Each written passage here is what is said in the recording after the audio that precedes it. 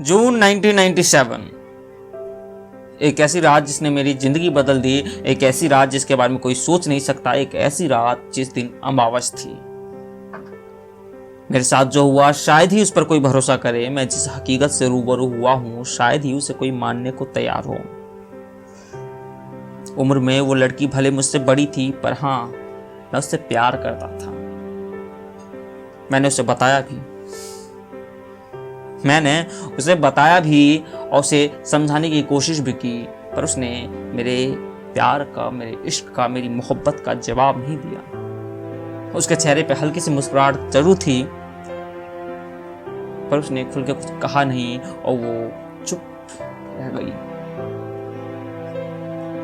25 जून 1997, वो रात जिस दिन मेरा परिवार बिखर गया और मैंने इसके बारे में कुछ सोचा भी नहीं था। मुझे इसकी कोई खबर नहीं थी और भविष्य के बारे में जानता भी कौन है।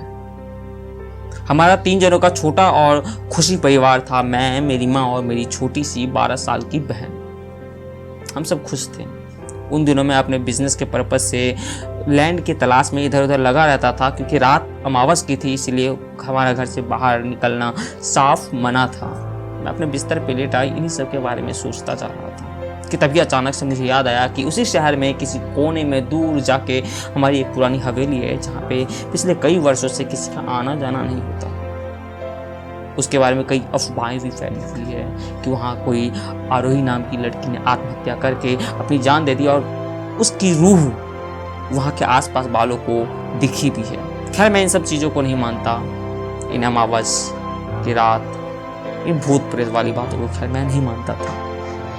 अब मैंने फैसला किया मैं वहाँ पे जाऊँगा और उस पूरे लैंड को देखूँगा। अगर वो मेरे लायक है तो मैं वहाँ पे अपनी होटल खड़ा करूँगा। इसके लिए मुझे वहाँ पे जाना, वहाँ पे रहना, वहाँ पे कुछ दिन गुजारना मेरा ज़रूरी था। और यही सब सोच के मैंने बैग पैक करना शुरू कर दिया वहाँ पे जाने के लिए। प्रकृति ने मुझे कई बार रोकने की कोशिश भी की। अचानक से इतनी जोरों से हवा चलने लगी जितना मैंने मानो अपनी जिंदगी में कभी ना देखा हो। खिड़कियां खट खट खट खट, दरवाजे खट खट खट खट, और कहीं दूर किसी कोने से पायल की आवाज छन छन छन छन छन छन मेरे कानों में आ रही थी।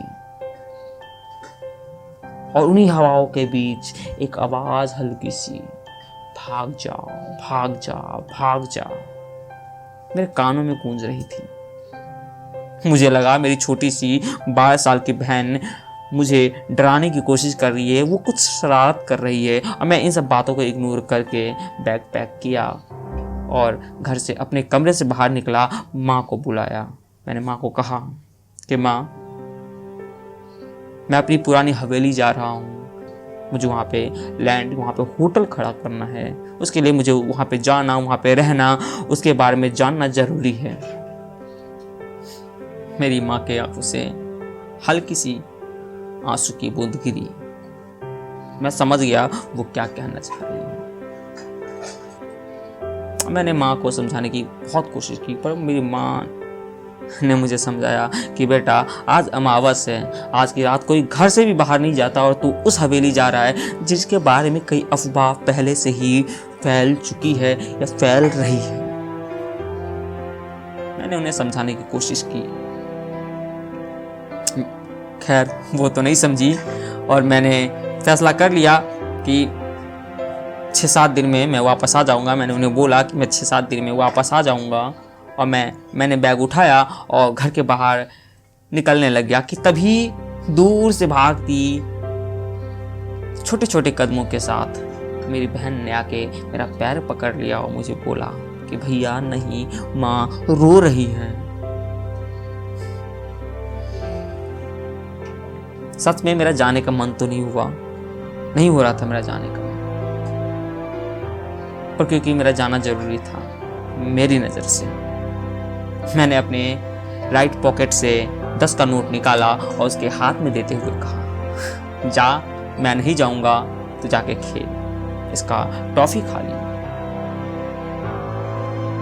वो खुश होके पगली मुस्कुराते हुए अपने कमरे में चली गई भागती हुई।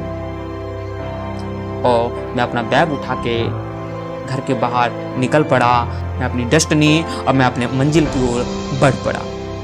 आगे की कहानी सुनेंगे हम अगले वीडियो में। जब तक के लिए राम राम।